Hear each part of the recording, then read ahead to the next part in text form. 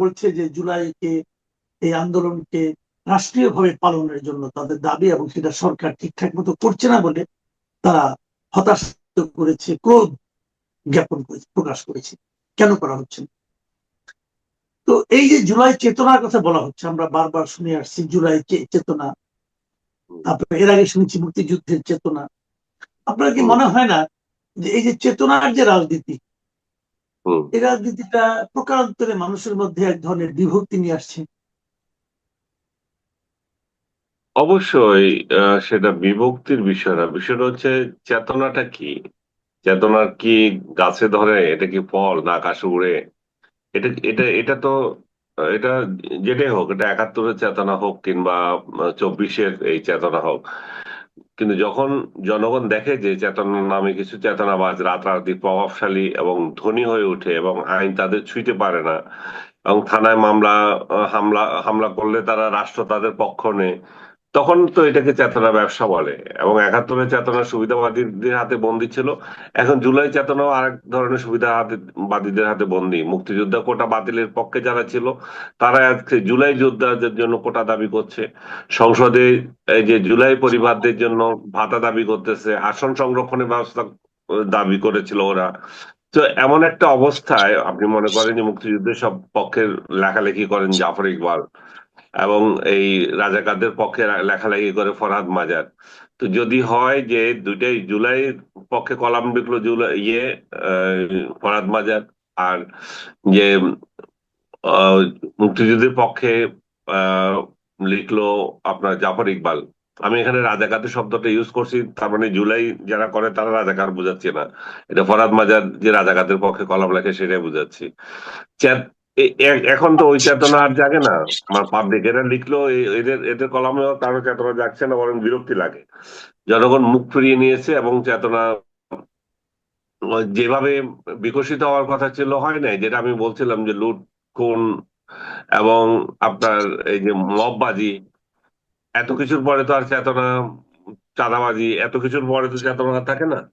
এবং চেতনা যদি হয় যে হোটেলে রুম ভাড়া করে 8 মাস ধরে মৌজ মাস্তি করে 12 লাখ টাকা বিল না দিয়ে চলে যাওয়া, চেতনা যদি হয় যে অন্যের মতকে দমন করা, চেতনা যদি হয় যে এই যে অন্যদেরকে গালাগালি করা, এবং জুলাইয়ের বিরুদ্ধে অবস্থান করলেই তাকে হত্যা করার হুমকি, তো এই এই ধরনের ঘট- এই ধরনের ঘটনাবলী দিয়েই মানুষ বীতশ্রদ্ধ। মানুষ যেটা আশা করেছিল যে এই চেতনা ব্যবসা বাদ দিয়ে, জুলাই যে জন্য হয়েছিল, জুলাই তো এসেছিল একটা বৈষম্যহীন সমাজ প্রতিষ্ঠার জন্য। মানুষ চেয়েছিল একটা বৈষম্যহীন সমাজ দেখবে। সেটা যখন হয়নি, পাবলিক স্বাভাবিকভাবে হতাশ, এবং এটা এটা যে আরেকটা ব্যবসা রূপ নিয়েছে কিছু লোকের আহ ইচ্ছায়, কিছু লোকের হস্তক্ষেপে, সেটা হচ্ছে বিষয়। এবং এটা ভেরি আনফরচুনেট যে এতগুলো ছেলে প্রাণ দিল একটা কজে, সেটাকে কিছু ব্যক্তি কুক্ষিগত করে নিল, তাদের নিজেদের পকেটে ভরলো, ইনক্লুডিং ইনুস এবং আরো যারা যারা আছে আজকে স্বাধীনতার বিপক্ষ শক্তি, যারা এই জুলাই দিয়ে সবচেয়ে বেশি লাভবান, তারা, যারা স্বপ্নেও দেখতে পারে না যে বাংলাদেশের স্বাধীন বাংলাদেশের জাতীয় সংসদে তারা বিরোধী দলীয় আসনে বসবে, এবং তাদের হয়ে এই যে এনসিপি, তাদের কোলে বসে আবার ওদের সঙ্গে সুর মিলিয়ে অন্যদের মুক্তিযুদ্ধের বিরুদ্ধে, মুক্তিযুদ্ধের আহ এটা কি বলবো, অগ্র সৈনিক, যেটা যেটা বুঝবা, যার নেতৃত্বে বাংলাদেশ সৃষ্টি হলো, সে বঙ্গবন্ধুর বিরুদ্ধে বাজে কথা বলছে। এবং বঙ্গবন্ধুর নামে একটা হল ঢাকা বিশ্ববিদ্যালয় হবে, সেখানে তাকে বলছে যে স্বৈরাচার কিংবা ফ্যাসিবাদের প্রতীক, তার নামে কোথাও কিছু হতে পারবে না।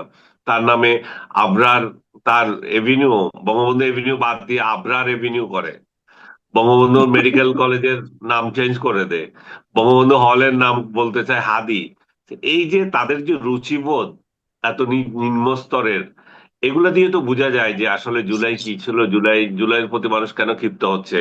জুলাই যে মহান একটা আদর্শ নিয়ে এগোনোর কথা ছিল, যে দৃষ্টিভঙ্গিতে এগোনোর কথা ছিল, ইনক্লুসিভ সোসাইটি চিন্তা করার কথা ছিল, সেটা তো করে নাই। সে কারণে মানুষ হতাশ।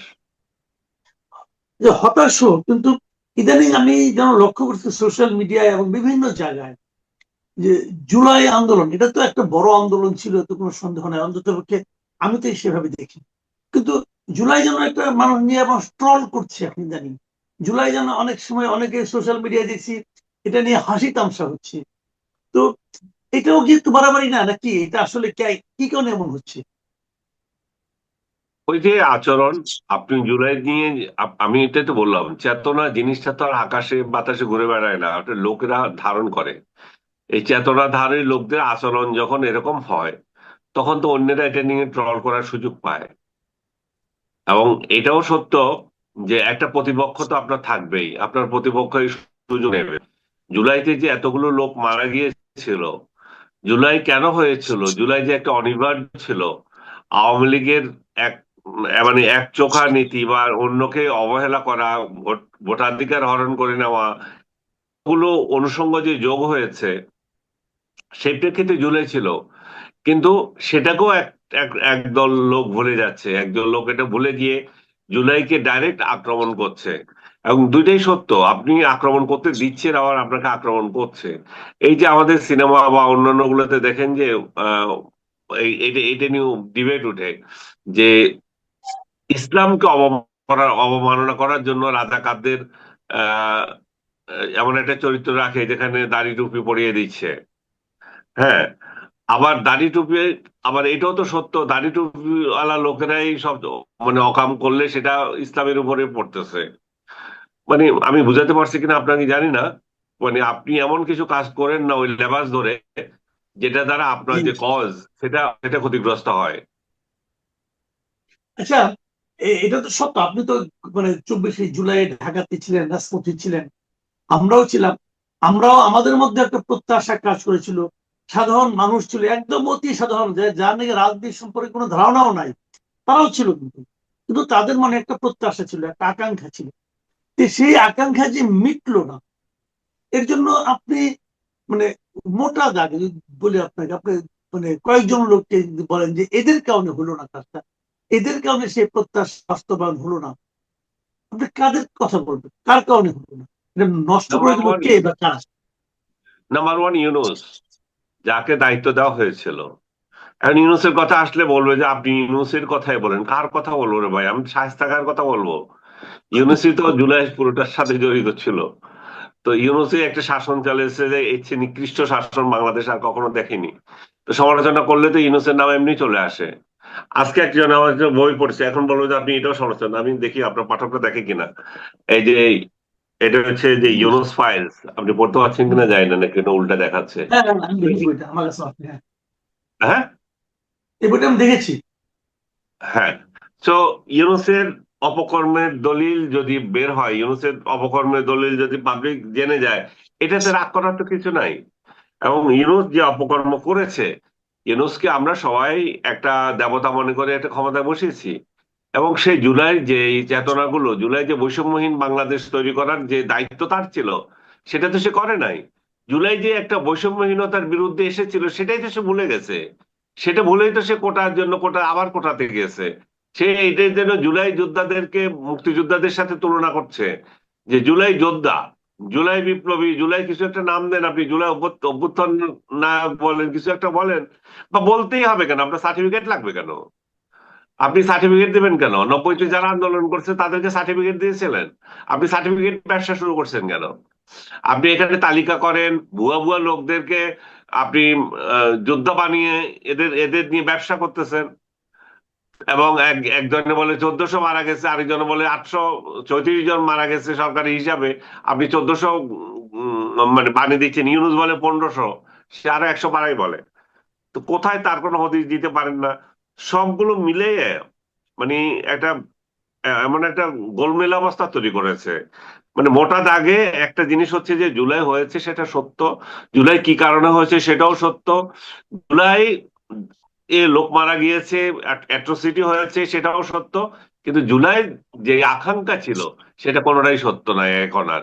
সেটা হচ্ছে ব্যক্তি বিশেষের লুটপাটের একটা বিষয়, এবং ইউনুসের পকেট ভারী করার বিষয়, ইউনুসের ব্যক্তিগত স্বার্থের বিষয়, ইউনুসের মামলা আহ, বাতিল করার বিষয়, তার প্রতিষ্ঠানকে 2019 সাল পর্যন্ত করমুক্ত করে দেওয়ার বিষয়। আচ্ছা বলেন, আমরা কর দেব, ইউনুসের প্রতিষ্ঠান কেন 2019 সাল পর্যন্ত কর দেবে না? এগুলো কি জর্জরিত ঋণে আছে? না, এটা তো লাভজনক প্রতিষ্ঠান। ইউনুস এমন একটা বাটপার, সে এমন বাটপারি করে গেছে, এবং এগুলো বললে বলে যে আপনি বলেন, এগুলো বলতেছেন আপনারা। জুলাই যদি কিছু ক্ষতি করে থাকে, ইউনুসই আমাদের করছে মানুষের সবকিছু। মনে যে প্রত্যাশাটা ছিল, সেই হুম। প্রত্যাশা তো মানুষের মধ্যে এখনো আছে। ডক্টর ইউনূসের সরকার এখন নাই, এখন হ্যাঁ। নতুন একটা সরকার এসেছে, এবং এই সরকারটাও আমি মনে করি মানুষের প্রত্যাশা অনুযায়ী এসেছে। তো হ্যাঁ। এই সরকারের যে কর্মকাণ্ড গত 4 মাস ধরে আপনি দেখছেন, আপনার কি মনে হ্যাঁ। হচ্ছে যে তারা জুলাই মানুষের যে প্রত্যাশাটা ছিল, যে প্রত্যাশা নিয়ে মাঠে নেমেছিল, সেই প্রত্যাশার অনুকূলে, সে প্রত্যাশা বাস্তবায়নের জন্য একটা কাজ করছে? না, এটা হচ্ছে না, কারণ হচ্ছে ইউনূস যে ধারাবাহিকতা তৈরি করে দিয়ে গেছে, এটা তো রাতারাতি আপনি চেঞ্জ করতে পারবেন না। ইউনূস জুলাইয়ের বিরুদ্ধে প্রথম এই জিনিসটা তৈরি করে দিল, ইনক্লুসিভ সোসাইটির ধারণা বাদ দিয়ে দিল। সে ইনক্লুসিভ নির্বাচনের ধারণা বাদ দিয়ে দিল। মানে একক একক করতে চাইলো, যেটা শেখ হাসিনা করতেন, যে আমার দলই করবে, আমরাই নির্বাচিত হব, সে একই স্টাইলে বিএনপি এবং বিএনপি সমমনাদের নিয়ে ইলেকশন হবে, তারাই জিতবে। তো এই যে ইনক্লুসিভনেস ছেড়ে গেল, এই যে বৈষম্যহীনতার কথা বলে বৈষম্যের মধ্যে দিয়ে শুরু হলো, এগুলো তো বিএনপি এখন চাইলেও রাতারাতি ঠিক করতে পারবে না। এবং বিএনপি মূলত ওই ওই ওই ফুটেজে তো হাঁটতে, মানে ওই ফুটেজ স্টেপসে তো হাঁটতেছে।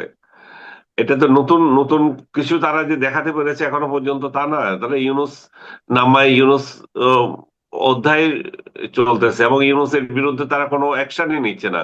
যদি এখানে ইউনুসের বিরুদ্ধে কোনো অ্যাকশন নেওয়া হতো, তার তার সাংঘাতদের চুরিদারে নিয়ে তুলতে হতো, তাহলে এখানে একটা অধ্যায় আপনি, মানুষ আশা করতে পারতো যে না, নতুন কিছু হচ্ছে, বা গভর্নমেন্ট মেশিনারি যে যারা আছে তারা সতর্ক হতে পারতো।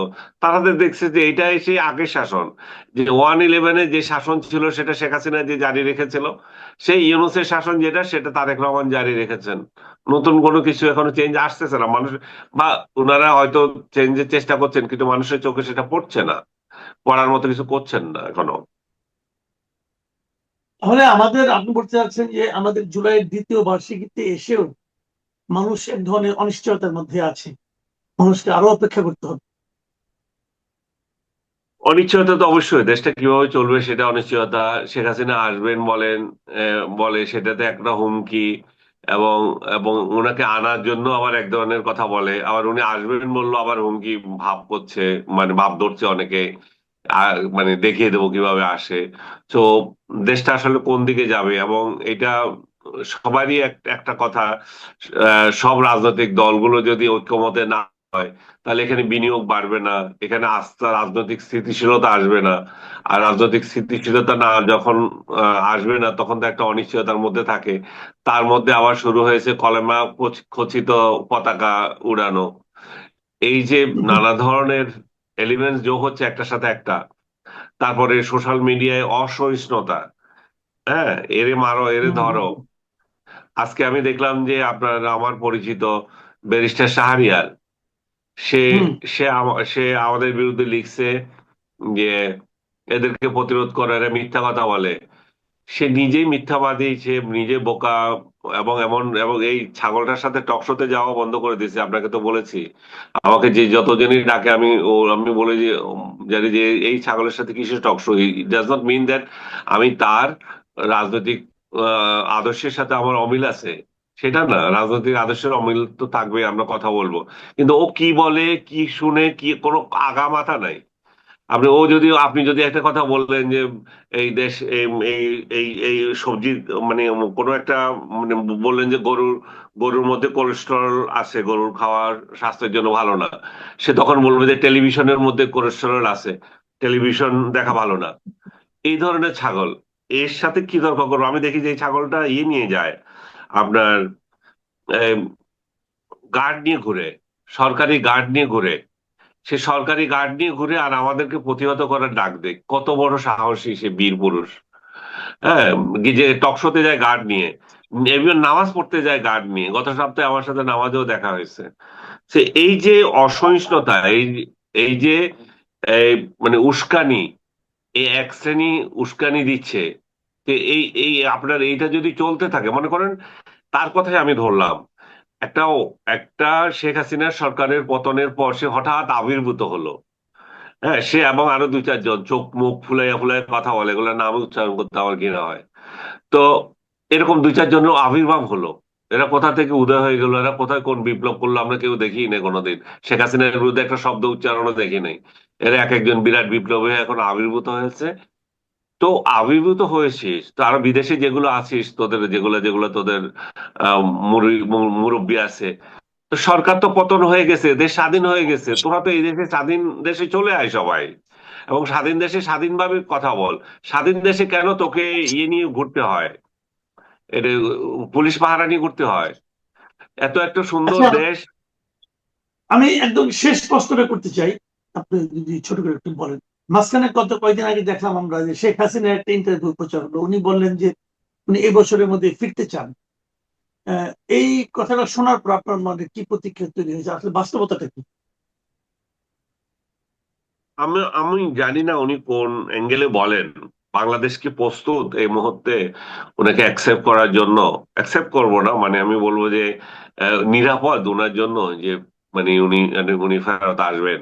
এবং এই ধরনের পরিস্থিতি কি তৈরি হয়েছে মাঠ পর্যায়ে কি আহ, সাধারণ মানুষ ওনার জন্য অপেক্ষা করছে? এখন দলীয় দলীয় লোকরা তো তার জন্য অপেক্ষা করবে, এটাই স্বাভাবিক। এবং উনি চরম জনপ্রিয় ওনার দলের মধ্যে। উনি আনপ্যারালাল, ওনার ওনার প্যারালাল দলের মধ্যে নাই। কিন্তু আপনি যখন একটা অভিযুক্ত হয়েছেন, আপনার বিরুদ্ধে যখন মামলা হয়েছে, এখন কারাদণ্ড আছে, তো এরকম পরিস্থিতিতে আপনি যখন আসবেন, তখন এটা মোকাবেলার জন্য আপনার যে জনসমর্থন দরকার, সেই জনসমর্থন এখনো প্রকাশ্য না। আপনার যে দলীয় সমর্থন আছে, সেটাও এখনো অনুকূল পরিবেশ না রাস্তায় নামার।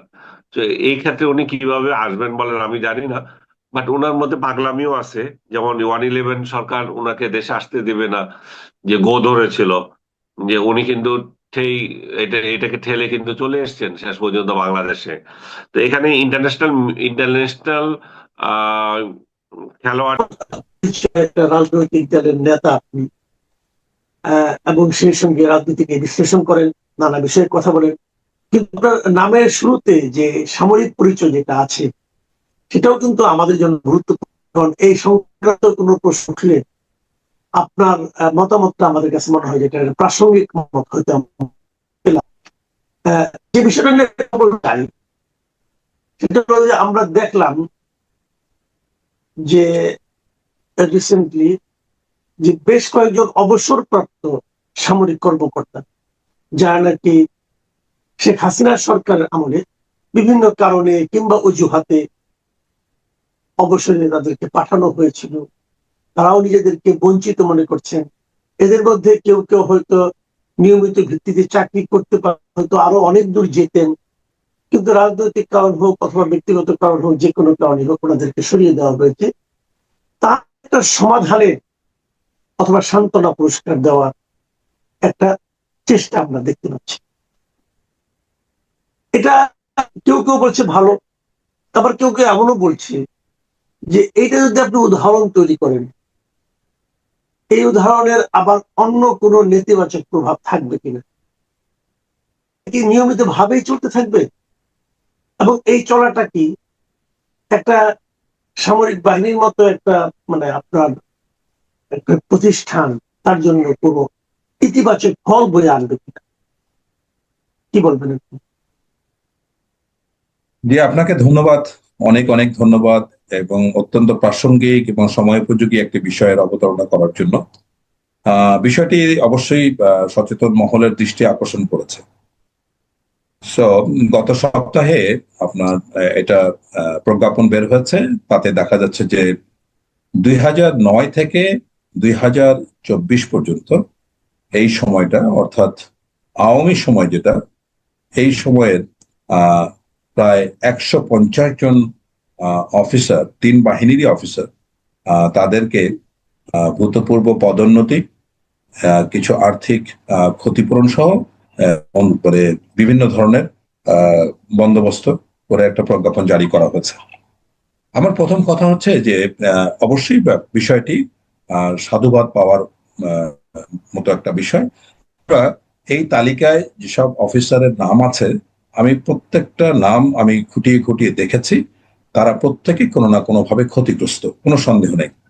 এখন যে ক্ষতিটা হয়েছে, এই ক্ষতি তো আর পুষিয়ে দেওয়া যাবে না, কিন্তু তাদেরকে যখন তাদের সম্মানটা ফিরিয়ে দেওয়া হয় বা বলা হয় যে তোমার প্রতি ইনজাস্টিস করা হয়েছে, সেটা এক ধরনের কিন্তু মনস্তাত্ত্বিক একটা সামাজিক একটা মানে স্ততি তৈরি করে যে হ্যাঁ, প্রকৃতপক্ষে তারা ক্ষতিগ্রস্ত, তাদের এটাকে আমরা স্বীকার করছি এবং এর ক্ষতিপূরণ বাবদ আমরা এইভাবে এভাবে এটা চেষ্টা করে যাচ্ছি। এই বিষয়টি ঘটেছে যখন অন্তর্বর্তীকালীন সরকার ছিল। তো এখানে কিছু পদ্ধতিগত জটিলতা আছে। আপনি যে প্রশ্নটা তুলেছেন এটা মারাত্মক প্রশ্ন। তাহলে যখন রেজিম পরিবর্তন হয়, তখনই কি এরকম একটা প্রজ্ঞাপনের মাধ্যমে ক্ষতিপূরণের দায়ের ব্যাপার থাকে কিনা? তো আমরা এর আগে যখন আওয়ামী লীগ সরকার আসলো, তখনও দেখলাম যে এর আগের বার যখন বিএনপি সরকারের আমলে যারা ক্ষতিগ্রস্ত হয়েছিল, বা বিএনপি সরকারের সময় যারা আওয়ামী মনা অফিসার বা এই ধরনের ধারণা যাদেরকে পোষণ করা হতো, তাদেরকে ক্ষতিপূরণ দেওয়া হচ্ছে। একইভাবে এবারও ওরকম একটা উদ্যোগ নেওয়া হবে। তো এই উদ্যোগটার ক্ষেত্রে আমি যতটুকু জানি যে এটা অন্তর্বর্তীকালীন সরকারের মানে নিরাপত্তা উপদেষ্টা জেনারেল হাফিজের নেতৃত্বে একটা বোর্ড করা হয়েছিল। সুতরাং পুরো ঘটনাটা ঘটেছে অন্তর্বর্তীকালীন সরকারের সময়, কিন্তু প্রজ্ঞাপনটা বের হয়েছে বর্তমান নির্বাচিত বিএনপি সরকারের সময়। সুতরাং এটার ইতিবাচক নেতিবাচক সমালোচনা যাই হোক না কেন, এটা পুরো বিএনপি সরকারের উপরে বর্তাবে।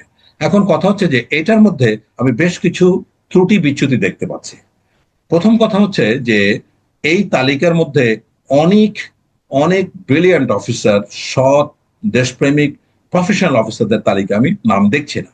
তাহলে কথা হচ্ছে যে আমি আমার ব্যক্তিগতভাবে আমার চেনা জানা যে মানে সার্কেল, তাতেও আমি বলতে পারি অ্যাটলিস্ট 4 থেকে 5 জন অফিসার যারা রাজনৈতিকভাবে বঞ্চিত হয়েছেন গত 17 বছর 15 বছরে, তারা সেনাপ্রধান হওয়ার যোগ্যতা রাখেন। এই এই লেভেলের অফিসার, মানে তাদের নাম কিন্তু আমরা এই তালিকার মধ্যে দেখছি না। এমনকি ধরেন এই যে মিরপুরের স্টাফ কলেজ বা এনডিসি যে আমাদের আছে, এই দুইটা কোর্সে মানে টপ করা ফার্স্ট হওয়া যে অফিসার, সে কোর্সের sword of honour, say BSU মানে ব্যাটালিয়ন সিনিয়র আন্ডার অফিসার, মানে সবচেয়ে বড় যে অ্যাপয়েন্টমেন্ট একটা ব্যাচের মধ্যে থাকে, দেশে বিদেশে অসংখ্য ভালো কোর্স ক্যাডার করার পরেও এই অফিসার অনেকে রাজনৈতিকভাবে বঞ্চিত, কিন্তু তারা কিন্তু এই তালিকার মধ্যে নাই। তাহলে কথা হলো, এটা কি প্রশ্নবিদ্ধ হচ্ছে না? আমরা দেখতে পাচ্ছি যে 4 ক্যাটাগরির অফিসার এখানে তাদের নাম এসছে। তো এখানে এই 4 ক্যাটাগরির মধ্যে প্রথম ক্যাটাগরি যারা ভূতপূর্ব সময়ে যারা বিএনপির বিভিন্ন গুরুত্বপূর্ণ দায়িত্বে সরকারের সাথে ছিলেন, সেটা পিজিআর, এসএসএফ, এমএসপিএম বা এই ধরনের দায়িত্বে যারা পালন করেন পেশাদারিত্বের সাথেই, মানে তাদের নাম আমরা দেখতে পাচ্ছি। দ্বিতীয়ত জামাতি ইসলাম এবং বিএনপির রাজনীতির সাথে সংশ্লিষ্ট পরিবারের লোকজনের মধ্যে আছে।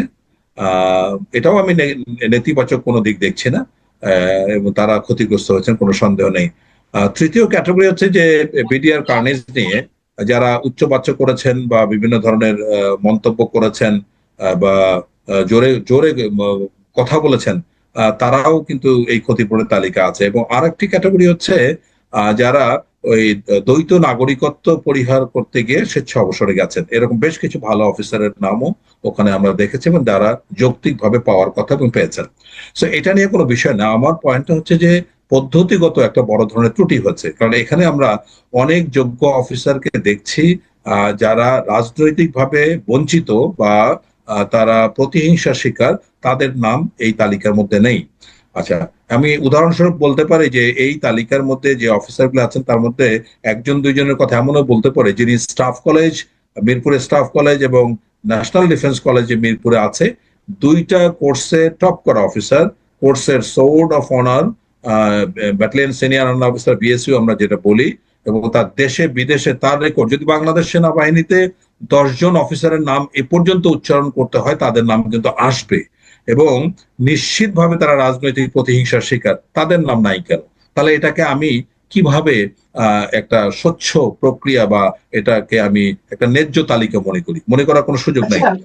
এখানে আমি আমি আপনাকে একটা প্রশ্ন করি। এই প্রশ্নটা হলো, যেমন ধরেন এখন তো বিএনপি সরকার আসছে, আওয়ামী লীগ সরকারের পর বিএনপি সরকার আসছে এবং এর আগে অন্তর্বর্তীকালীন সরকার ছিল। তাহলে এ সময়েও কি এমন ঘটনা ঘটেনি যে আওয়ামী লীগের সরকারের সঙ্গে অতিরিক্ত ঘনিষ্ঠতা ছিল, এমন অভিযোগের দায় অথবা এমন কারণে অনেক সামরিক কর্মকর্তাকে বাধ্যতামূলক অবসরে দেওয়া হয়েছে এই গত 1.5-2 বছর। তো এরাও তো তাহলে পরবর্তী সময় যদি কখনো সরকার পরিবর্তন হয়, তখন তারাও তো ক্ষতিপূরণ পেয়ে তারাও হয়তো আবার ভূতাপেক্ষা কোনো একটা পুরস্কার পেয়ে গেল, এরকম কি হওয়ার সম্ভাবনা দেখেন না আপনি? না, এই সম্ভাবনা তো রয়ে যাচ্ছে, কারণ এই সিস্টেমটা পুরোনো সিস্টেমই তো ফিরছি আমরা। এবং অন্তর্বর্তীকালীন সরকারে আমি আপনাকে এর আগের শোতে একটা কথা বলেছি যে পুরো পৃথিবীতে আমার মনে হয় মিলিটারি অলিগার্কি কি দানবীয় কি নিষ্ঠুর কি মর্মান্তিক হতে পারে, এটার উদাহরণ শুধুমাত্র এখন বাংলাদেশ। আমি অন্য কোনো, এবং পাকিস্তানকেও দেখছি না, মিয়ানমারকেও দেখছি না। মিলিটারি অলিগার্কির যে আয়রন রুল, এটা ফিরতে বাধ্য। আপনি কেন ইমাজিন যে বাংলাদেশ সেনাবাহিনীর একজন জেনারেল তার হাতে 800-900 খুন হয় বা 1000 কোটি টাকা লোপাটের সাথে জড়িত হয়, এটা চিন্তা করা যায়? তো এইটা তো, এই ইউনিফর্ম তো আমরা চাই নাই, এই সেনাবাহিনী তো আমরা চাইনি। সুতরাং এই প্রক্রিয়ার কোনো সংস্কার করা হলো না, এই জিনিস, এই দানব ফিরতে বাধ্য। সুতরাং অন্তর্বর্তীকালীন সরকারে আমরা দেখলাম বেশ কিছু সামরিক অফিসার যারা সরাসরি অপরাধে জড়িত, গুম খুনের মতো অপরাধ থেকে শুরু করে অর্থ পাচার থেকে শুরু করে অনেকে জড়িত, আমরা তাদের নাম জানি। তাছাড়া কিন্তু অনেক অফিসার যারা আওয়ামী শাসনের সময় বা শেখ হাসিনার সাথে প্রত্যক্ষভাবে খুব নোংরা ভাবে জড়িত ছিল, মানে অনৈতিক কাজের সাথে জড়িত ছিল, আমি অনৈতিক কাজে বলতে গুম খুম বা অন্যান্য ব্যাংকের ম্যানিপুলেশন এই ধরনের কাজের সাথে জড়িত ছিল, তাদের কিন্তু কোনো বিচার করা হয় নাই। এরকম অনেক অফিসারকে এখনো আমরা চাকরিতে দেখছি, তারা হয়তো লোকহিতে আছেন। এমনকি আমি একটা জায়গায় এই গভর্নমেন্টকে মানে ধন্যবাদ জ্ঞাপন করতে চাই, এই গভর্নমেন্ট ক্ষমতা আসার পরে এরকম তালিকা ধরে কিন্তু আওয়ামী লীগের অফিসারদেরকে, আওয়ামী লীগ সমর্থ অফিসারদেরকে তালিকা এখনো বের করে নেই। আমি জানি না সামনে কি হবে, হতে হয়তো বা হবে, কিন্তু আমার বিষয়টা হচ্ছে যে সিস্টেমে তো যেহেতু পরিবর্তন হলো না, কোনো সংস্কার হলো না, সুতরাং আবার ওই সিস্টেম তো রিপিট হতে বাধ্য। আমার বক্তব্য হচ্ছে যে এই যে তালিকাটা 150 জনে বের হলো, এটা স্বচ্ছ তালিকা নয়।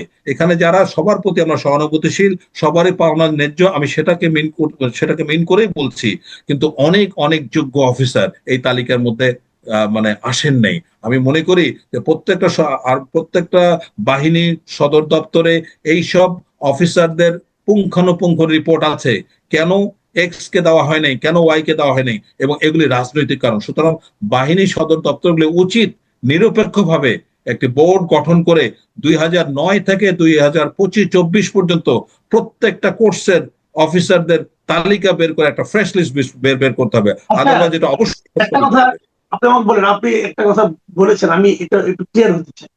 আপনি এই 150 জনের তালিকাকে বলছেন এটা স্বচ্ছ তালিকা নয়, নাকি বলছেন এটা পূর্ণাঙ্গ তালিকা নয়?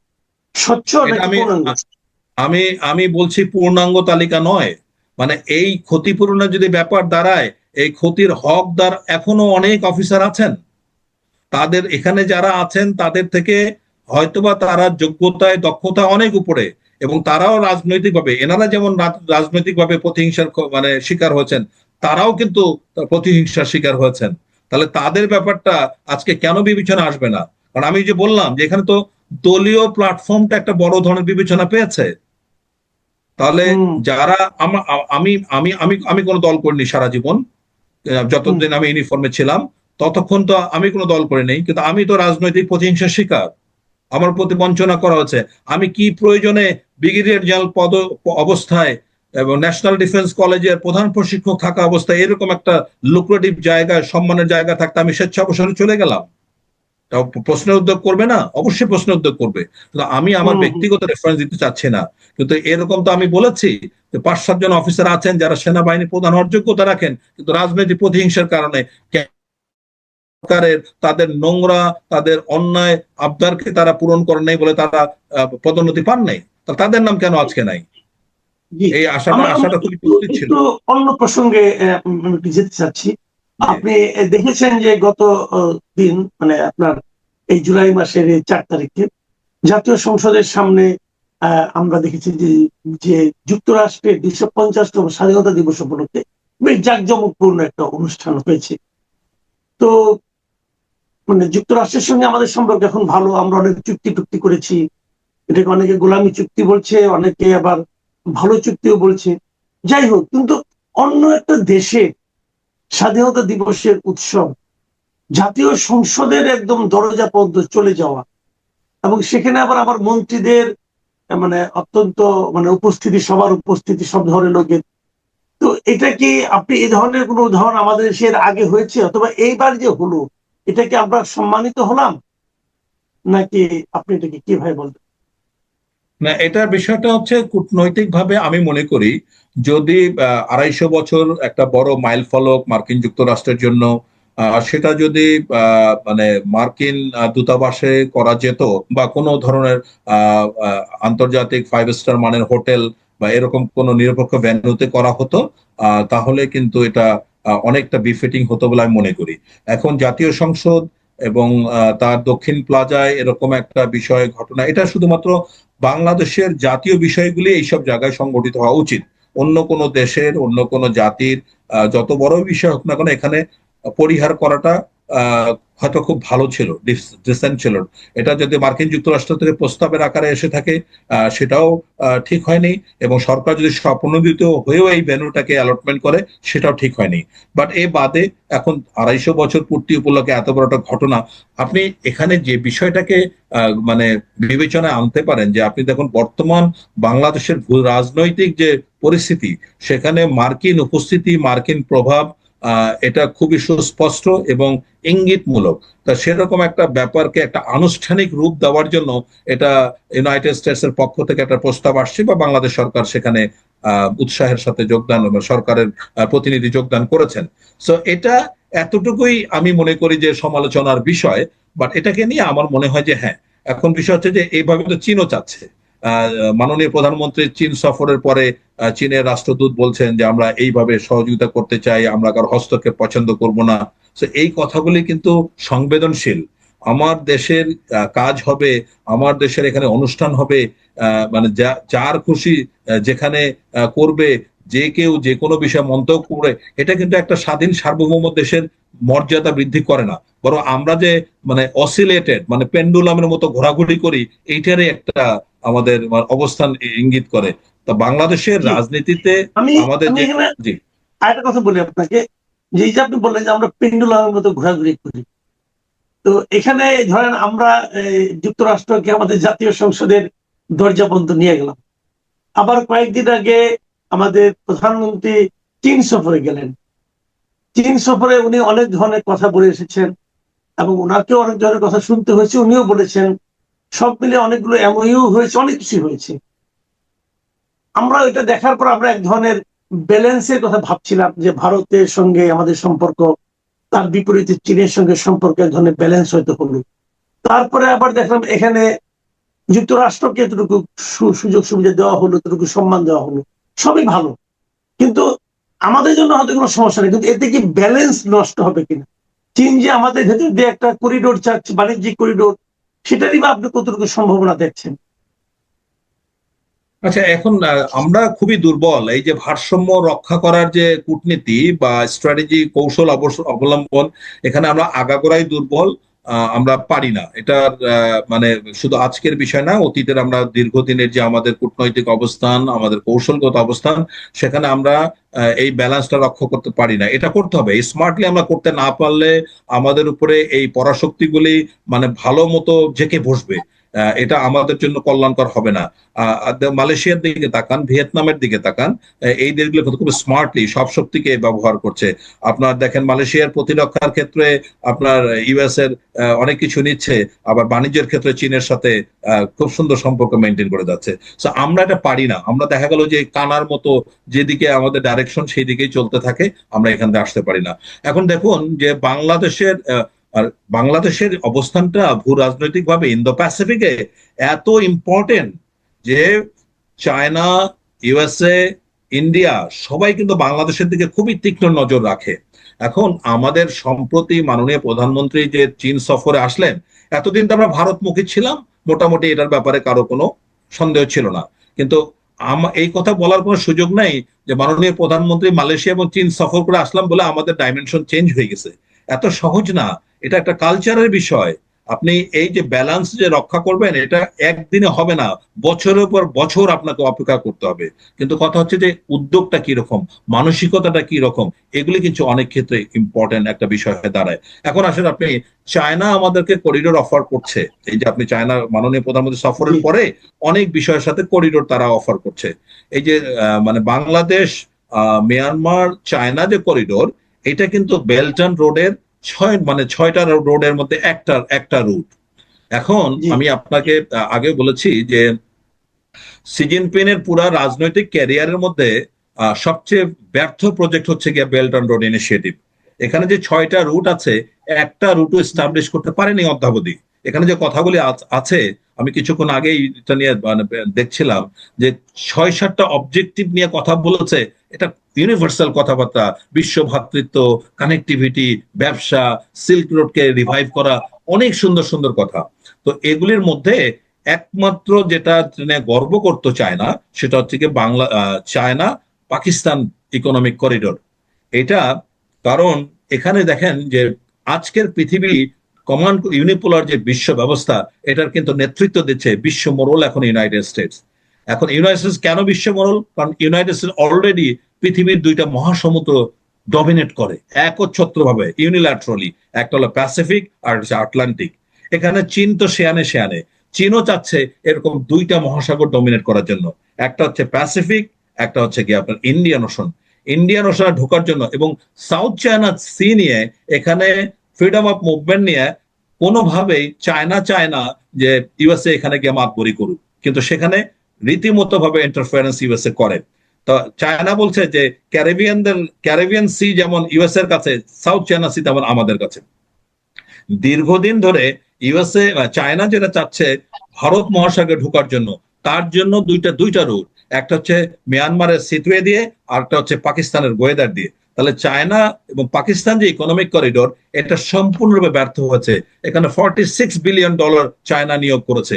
কারণটা এটা ব্যর্থ হচ্ছে বিকজ বেলুচরা এটা বিরোধিতা করেছে, এবং একটা সময় চায়নার সাথে পাকিস্তানের সম্পর্ক কিন্তু খুব টানাপোড়েনের ভিতরে চলে গেছে, যদিও এখন এটা ভালোর দিকে আস্তে আস্তে টার্ন নিচ্ছে। তার মানে কি, বেল্ট অ্যান্ড রোডের সবচেয়ে সফল যে রুট, সেটাও কিন্তু ব্যর্থ হচ্ছে। তাহলে এখন আমি এভাবেই বলতে চাই যে চীন তার অচল পয়সাটা আমাদেরকে দিয়ে চালাতে চাচ্ছে। আমরা খুশি কেন? বিকজ এখানে আমাদের বিশাল একটা উপকার আছে। উপকারটা কি? যদি কোনোভাবে এই এই রুটটাকে এস্টাবলিশ করা যায়, তাহলে আমরা 24 থেকে 48 ঘন্টার মধ্যে চায়না থেকে পণ্য পরিবহন করতে পারবো। যদি এক সময় আমাদের অফশোর সেক্টর গুলোতে প্রচুর গ্যাস পাই, এই গ্যাস আমরা চায়না রপ্তানি করতে পারবো কায়েকপু থেকে। এখন দেখেন, এই প্রসঙ্গে আমি একটা চমৎকার কথা বলেছিলাম আপনাকে, যে রোহিঙ্গা প্রত্যাবর্ষণের ব্যাপারে একটা দারুণ সম্ভাবনা তৈরি হচ্ছে। এই সম্ভাবনাটা এরকমই যে যদি একমাত্র রাখাইনের রাজধানী সিতুয়াকে ইন্টারন্যাশনাল সিটি করা যায়, তবে কিন্তু একটা সম্ভাবনা তৈরি হতে পারে। এটা আমার ধারণা, আমার মতামত। এবার এই পর্যন্ত তো আমরা কোনো অপশন দেখছি না, কোনো সলিউশন আসার হলে তো কেউ দেখাতে পারছে না। আসিয়ানের মেম্বার আপনি পা ধরে পড়ে থাকলে আপনাকে মেম্বার করবে না, ইট ইজ গ্যারান্টেড। আপনাকে চায়না মাননীয় প্রধানমন্ত্রীকে বলেছে তারা রোহিঙ্গা প্রত্যাবর্ষণের মানে সহযোগিতা করবে। আমি আপনাকে বলে দিতে পারি হলফ করে, একজন রোহিঙ্গা ফিরে যাওয়ার ব্যাপারেও চায়না আন্তরিক নয়। তাহলে কি আমাদের এমন একটা পদ্ধতিতে ফিরতে হবে যেখানে আমরা চীন, ভারত, মিয়ানমার, আরাকান আর্মি সবাইকে সন্তুষ্ট করতে পারি। সেটার একটা অপশন হচ্ছে গিয়ে, যদি আমরা সিতে শহরকে, মানে আরাকানের রাজধানী সিতেকে আন্তর্জাতিক নগরী করি, আন্তর্জাতিক সিটি করি, ফ্রি সিটি করি, ইন্টারন্যাশনাল সিটি করি, তবে সম্ভব। কিভাবে? আপনি জানেন যে আরাকান আর্মি এখন আরাকানের 90% জায়গা দখল করেছে, কিন্তু তিনটা জায়গা মানে সিতে শহরের, একটা হচ্ছে গিয়া সিতে সমুদ্র বন্দর। এই সমুদ্র বন্দর পরিচালনা করে কিন্তু ভারতের এটা দ্বিতীয় সমুদ্র বন্দর, সাবাহারের পরে, ইরানের পরে। এখন এই যে সিতুয়ে দখল মানে পরিচালনা করে, এর মাধ্যমে ভারত দীর্ঘদিন চেয়েছে কালাদান মাল্টি মডাল প্রজেক্ট দিয়ে একদম কালাতোয়া, পালাতোয়া, জরিনপুর, শিলচর, আইজল পর্যন্ত যাওয়ার জন্য। এই যে একটা রুট পাকিস্তান মানে ভারত চেয়েছিল দীর্ঘদিন ধরে, শিলিগুড়ি, চিকেন নেকের একটা বিকল্প রাস্তা বের করার জন্য, এইটা করার জন্য। এইটা এখন জিম্মি হয়ে আছে আরাকান আর্মির উপরে, এবং কোনো অবস্থাতে সিতুয়ে বন্দরের পরিচালনার দায়িত্ব থেকে বা সুযোগ থেকে, প্রভাব থেকে ভারত সরে আসবে না। এখন দ্বিতীয় শহর হচ্ছে গিয়ে কায়েকপু। কায়াকপু হচ্ছে পুরা মিয়ানমারের পানির কল, এই অর্থনৈতিক পানির কল।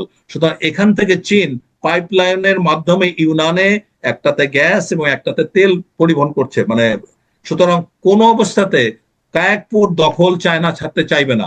বাকি থাকলো আর একটা শহর মুনাং, যেটা হলো নেভাল বেস জান্তা সরকারের। সুতরাং এই যে মায়ানমারের তৎমদার সরকার বা কায়াকপু বা সিতে, তিনটা জায়গার অধিকার কোনো সময় এই তিনটা দেশ ছাড়বে না।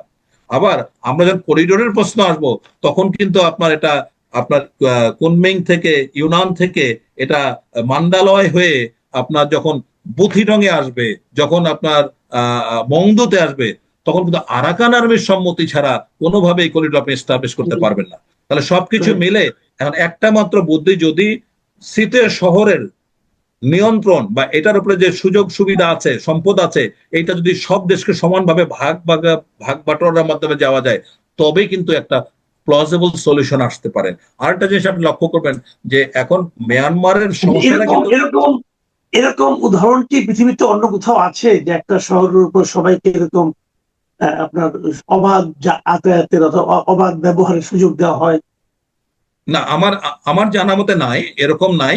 তবে জেরুজালেমকে এরকম একটা ইন্টারন্যাশনাল সিটি করে প্যালেস্টাইনের রাজধানী করা এবং ইসরায়েলের সমপরিমাণ অধিকার রেখে এরকম একটা আলোচনা হয়েছে। এখন দেখেন, এক জায়গার উদাহরণ তো আরেক জায়গায় মিলবে না। এখানে যে ঘটনাগুলো হয়েছে, এখানে দেখতে হবে স্টেক হোল্ডার কারা, তাদেরকে কিভাবে সন্তুষ্ট করা যায়। এই সুযোগটাই আজকে বাংলাদেশের নেওয়া উচিত। বাংলাদেশ এখানে স্বপ্রণোদিত হয়ে যদি প্রত্যেকটা পার্টির কাছে গিয়ে এই প্রস্তাবটা দেয়, তাহলে আমি ধারণা করছি, আমার কেন যে দৃঢ় বিশ্বাস বলে যে বাংলাদেশ একটা বড় ব্রেক থ্রু করতে পারবে। বাংলাদেশ যদি এটা করতে পারে, তাহলে বাংলাদেশের জন্য সবচেয়ে বড় স্বার্থ যেটা রক্ষা হবে, আরাকান আর্মি মানে খুশি চিত্তে তাহলে তারা ফিরে নিতে চেষ্টা, কারণ একদিন না একদিন আরাকান কিন্তু স্বাধীন হবেই। পুরা মিয়ানমারের মধ্যে পেরিফেরিতে যে 7টা প্রদেশ আছে, সব জায়গায় আন্দোলন বিদ্রোহ কিন্তু স্তমিত করে ফেলছে, কিন্তু আরাকান আর্মি কিন্তু দমন করতে পারে নাই। আরাকান একদিন স্বাধীন হবে, তার অন্যতম কারণ হচ্ছে আরাকান হিল। এখানে এসে জান্তা সরকার আর কোনোদিন এই প্রভাব বিস্তার করতে পারবে না। সুতরাং এমন একটা জায়গায় বাংলাদেশ হতে যাচ্ছে রাখাইনের সবচেয়ে নিকটতম প্রতিবেশী, সবচেয়ে সহযোগী দেশ। এখানে বাংলাদেশ সরকার যদি কোনোভাবে 1.5 ডিপ্লোমেসি হোক, অথবা আমি ব্যক্তিগতভাবে আমার মতামত হলো আরাকান আর্মিকে পূর্ণাঙ্গ সমর্থন দিয়ে, দরকার সামরিক সমর্থন দিয়েও যদি সম্ভব হয়, তাও যদি আমাদের রোহিঙ্গাদের পুনর্বাসন ফিরে নেওয়ার ব্যবস্থা করা যায়, তাহলে কিন্তু সেটা বাংলাদেশ, কারণ আজকে প্রতি বছর আমাদের 72,000 কোটি টাকা এই রোহিঙ্গাদের জন্য পালতে হচ্ছে। যে 11 লাখ আসছে, এখন 13 লাখ 14 লাখ হয়ে যাচ্ছে। একটা গরিব দেশে আমাদের মতো গোদের উপরে বিষ ফোড়া হয়ে আছে, এটা আমরা বছরের বছর টানছি, কোনো সমাধান নাই, কোন আলোর দিশারি নাই, তাহলে কিভাবে আমরা এই বিষয়টাকে এতদিন ধরে টানবো? সুতরাং এই জায়গাটাতে আমি মনে করি যদি কোনোভাবে মার্কিন যুক্তরাষ্ট্র ইনভলভ হয়, কারণ একমাত্র দেশ যার কথা জান্তা সরকার খুব সহজে মেনে নেবে সেটা কিন্তু ইউএসএ। সুতরাং ইউএস এর ইনভলভমেন্ট যদি করে এটা এখানে কিছু করা যায়, তাহলে সেটাও কিন্তু খারাপ হবে না। আর যদি আপনার এই China Myanmar Bangladesh economic corridor এই শর্তে রাজি করা যায়, তাহলে বাংলাদেশের জন্য কিন্তু খুবই লাভবান একটা বিষয় হবে। যদিও অচল পয়সা চায়নার, তবুও আমাদের জন্য একটা বড় একটা লাভজনক করিডোর বা বাণিজ্যিক একটা রুট হিসাবে আমরা পাবো। ওই যে লুকিস অনেক কিছু বলে, অনেক কিছু, তখন কিন্তু আমরা ইস্টের দিকে তাকানোর একটা সুযোগ পাবো। জি, অনেক ধন্যবাদ ব্রিগেডিয়ার জেনারেল শামীম কামাল, আপনার কাছে কৃতজ্ঞতা যে আপনি অনেকগুলি বিষয়ে খুব ডিটেইলি বললেন।